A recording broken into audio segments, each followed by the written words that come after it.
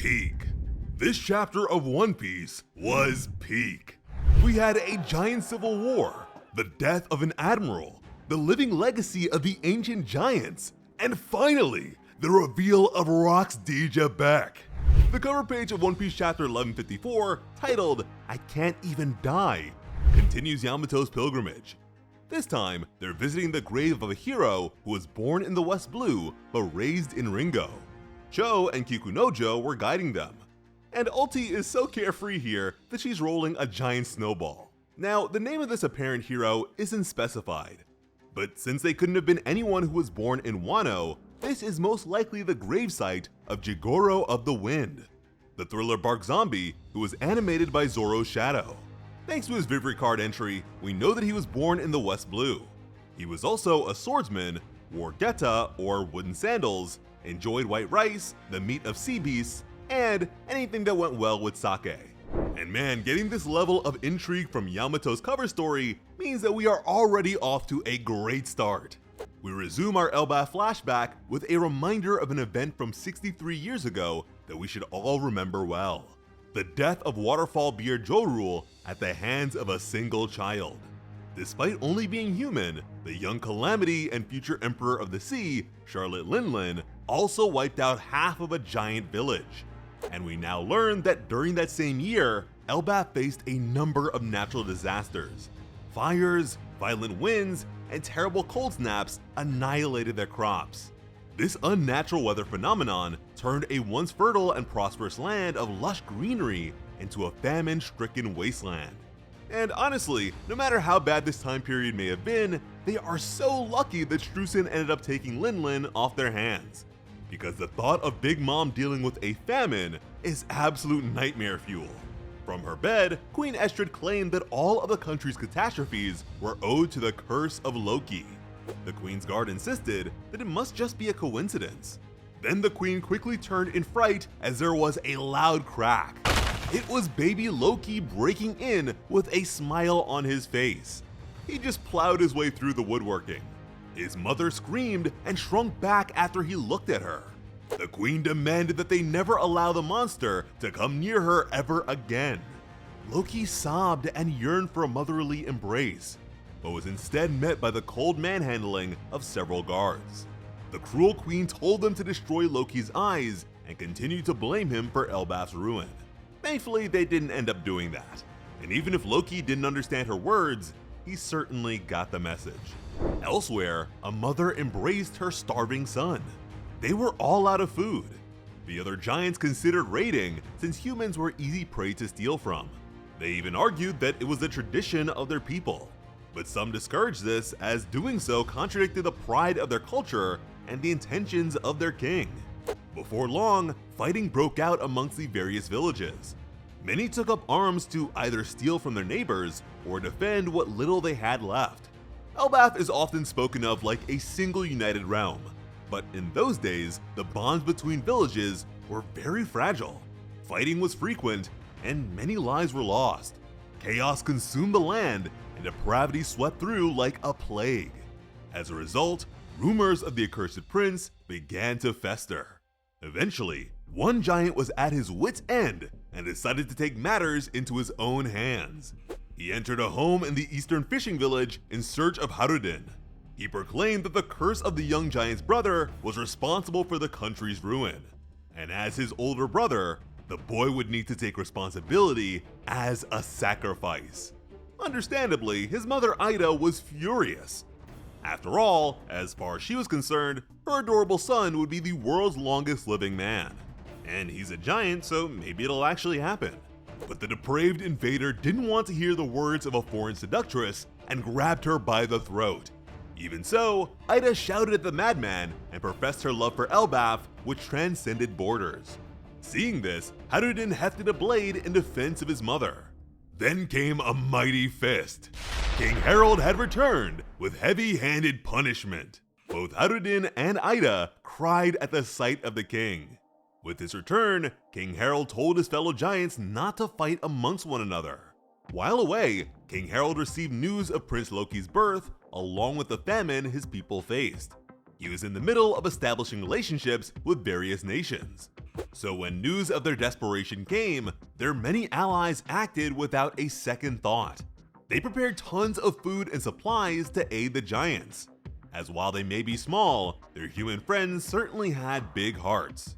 Despite knowing just how much it would take to fill the stomachs of so many giants, they still came together to get the job done. King Harold proclaimed that they would graciously accept their help and fill their hearts with gratitude. The humans, who had never dared approach the region before, had no idea how or where to dock their ships. But soon after, the famished giants were finally able to eat their fill. And after such an act of kindness, King Harold decided that if the humans ever needed them, they would return the favor with all their might. He reminded his people that they all share one tiny world. Now, to me, the timing of all this is just way too convenient. The world government's orphanage scheme with Mother Caramel fell apart, and it seems to me like they just switched tactics.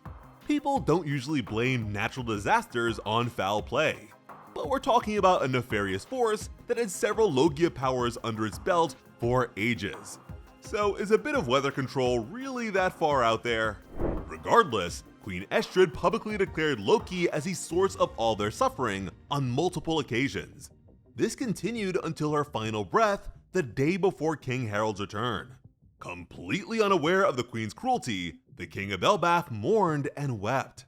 Ultimately, the people of Elbaf also blamed the queen's death on the supposedly cursed infant. Oblivious, King Harold proudly lifted his son, whose eyes were now concealed. The guards cautiously informed their king that the child was born with an eye condition. That said, he wasn't blind. King Harold accepted this without inquiring further. He lamented the fact that the baby wouldn't even smile for him, but chalked it up to the sudden loss of his mother. Then he noticed how bruised Loki was, which was swiftly diffused by more banter from the guards.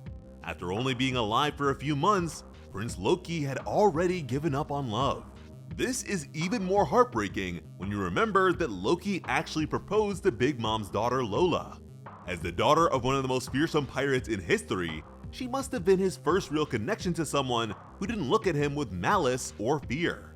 Lola isn't the typical One Piece beauty, but as someone who was discarded by his own mother due to his appearance, I doubt Loki would be as shallow as to care about Lola's looks.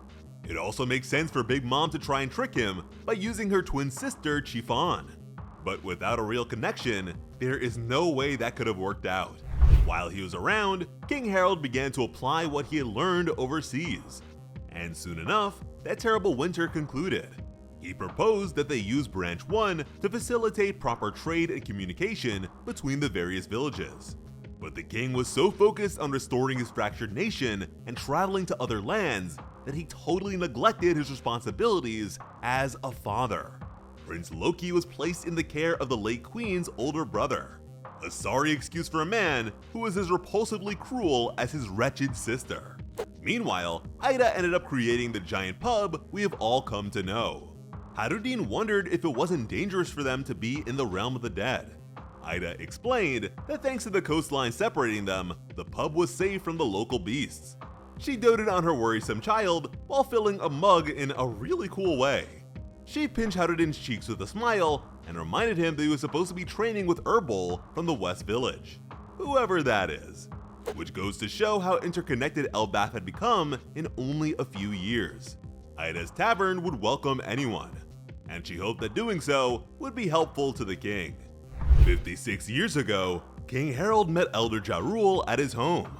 The older giant was surprised to learn that the king was on the scene of a certain incident during the reverie. King Harold admitted that he managed to get in thanks to posing as a guard of a friend who was invited. Unfortunately, he couldn't ask the questions he wanted to without exposing his true identity, and if a certain murder hadn't occurred, he may have been exposed. And the idea of a giant among giants going on a stealth mission as a human king's guard is hilariously absurd. The elder informed his king that he may have been in far greater danger than he knew.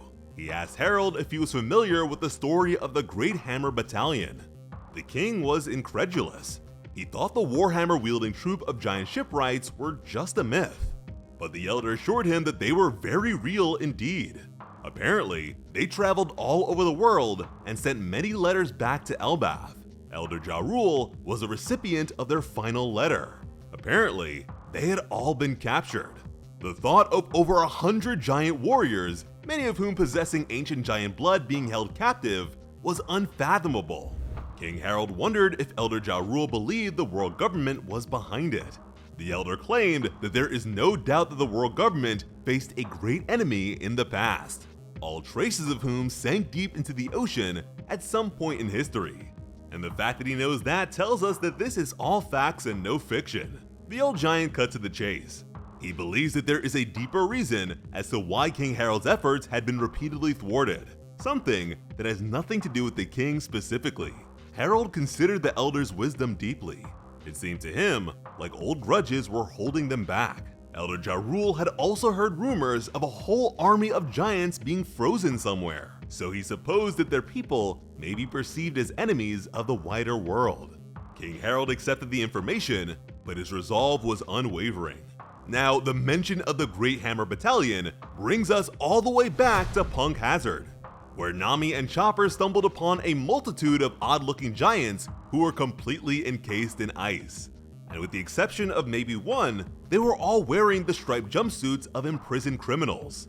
As for the exception, I suppose somebody had to send the letter. So it's pretty safe to say that these are the lost shipwrights. So we have an entire army of powerful ancient-blooded giants who are frozen in time.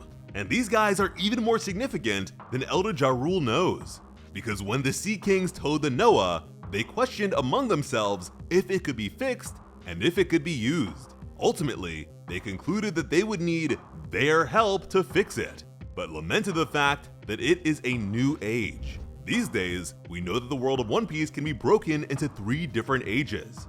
For these ancient-blooded giants to only be a myth to King Harold, and the faceless writers of letters to Elder Ja Rule, the oldest living giant, it would make sense for these guys to be from the Second Era, ergo, before the Void Century.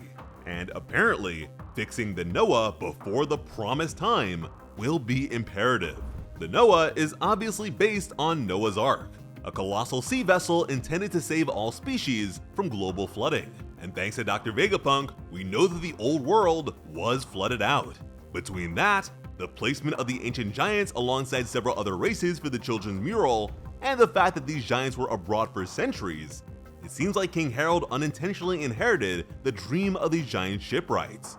So yeah, the world government's refusal runs far deeper than a simple dismissal of King Harold's efforts. And aside from Punk Hazard and Fishman Island, these guys were also called the Gale Ra Company, which leads me to believe that they were the inspiration behind the Gale La Company from Water 7.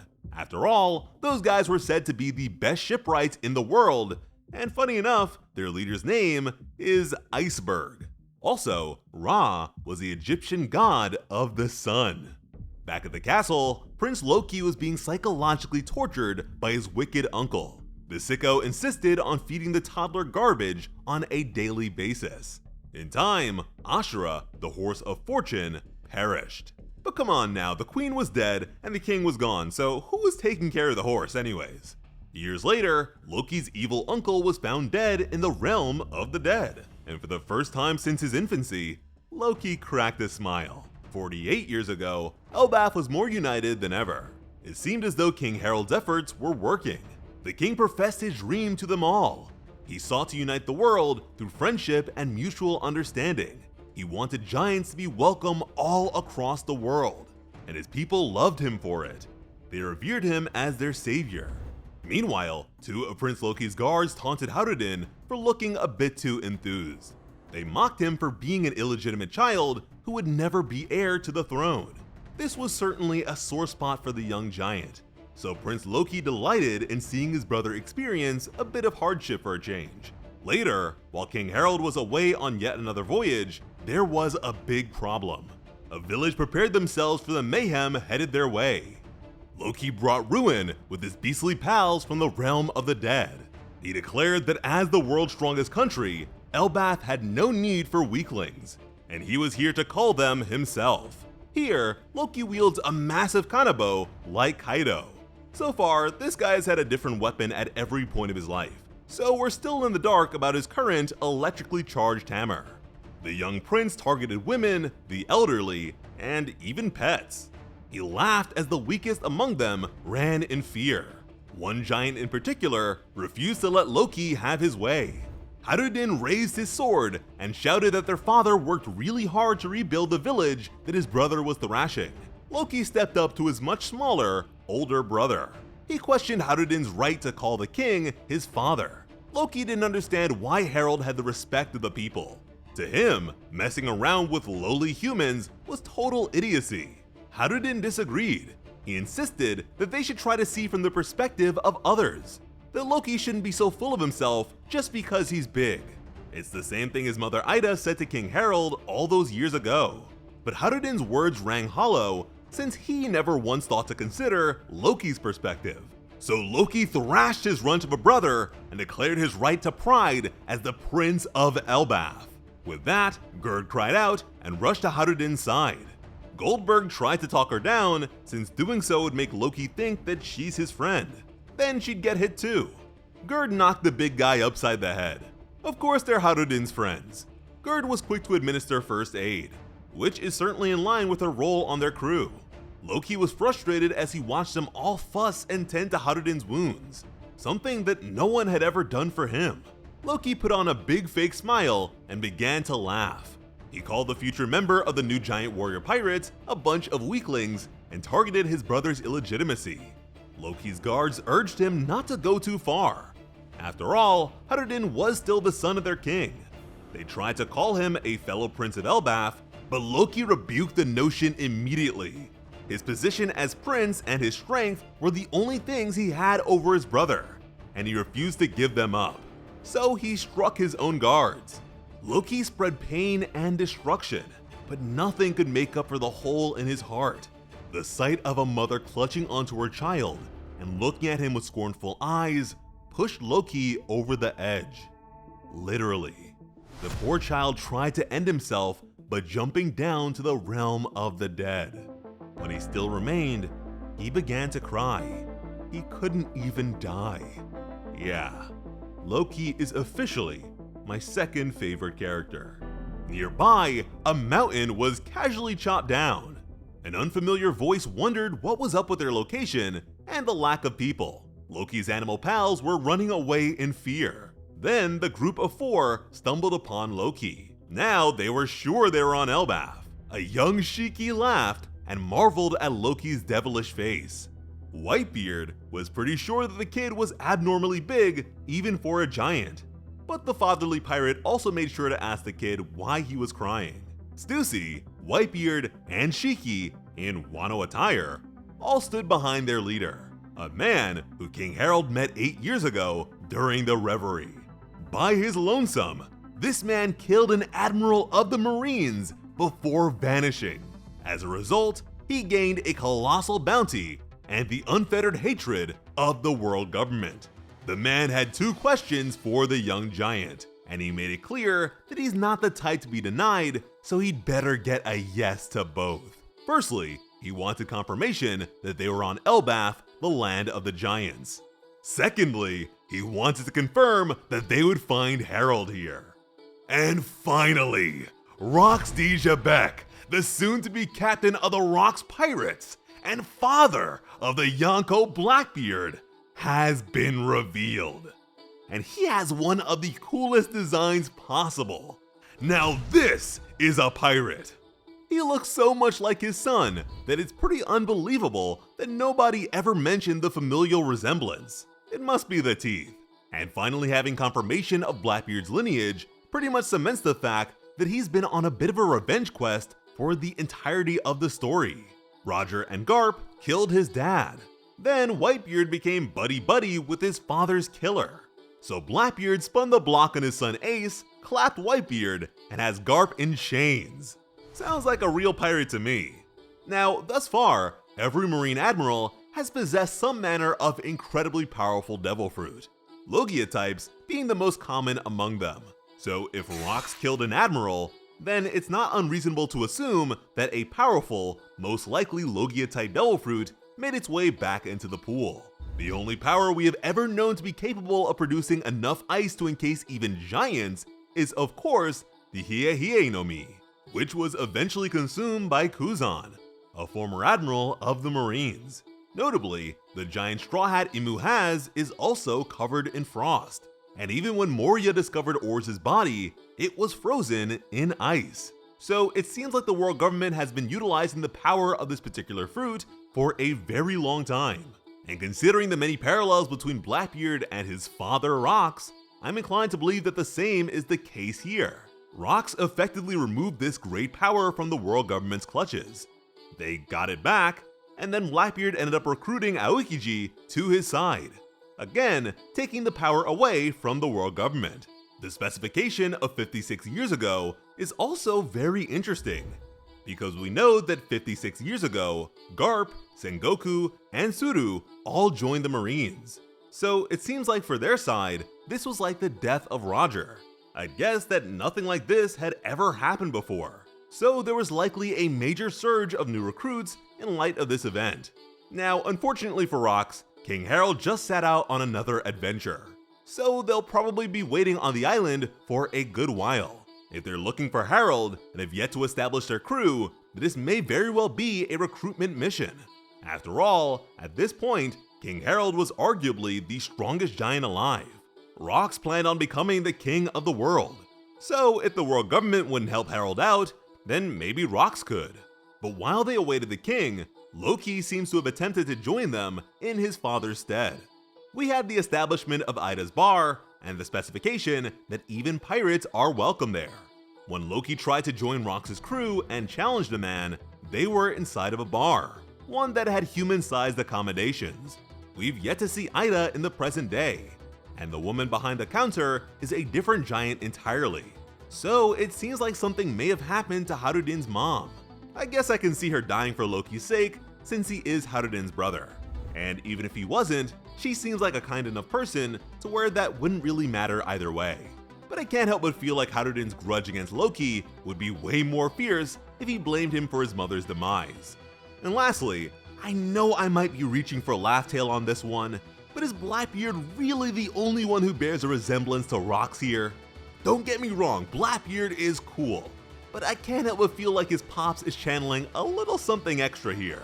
A little something from my favorite character. The two-toned hair, the facial marking, and the eyelashes. Does anybody else see a bit of Buggy here? I mean, if we add Blackbeard's eyelashes with Buggy's, Rox's is a match. Buggy's face paint similarly goes over his eyes. And man, if the bright parts of Rox's hair turn out to be blue, I am going to lose my mind. Like I told you, this chapter of One Piece was peak, so I need you guys to sound off in the comments and let me know how you're feeling. And at that, I really appreciate all the kind words in the comments. Thank you guys so much. They really make my day. As always, I'm Sliceable Otaku. Thank you all so much for watching and have an awesome day. I love you.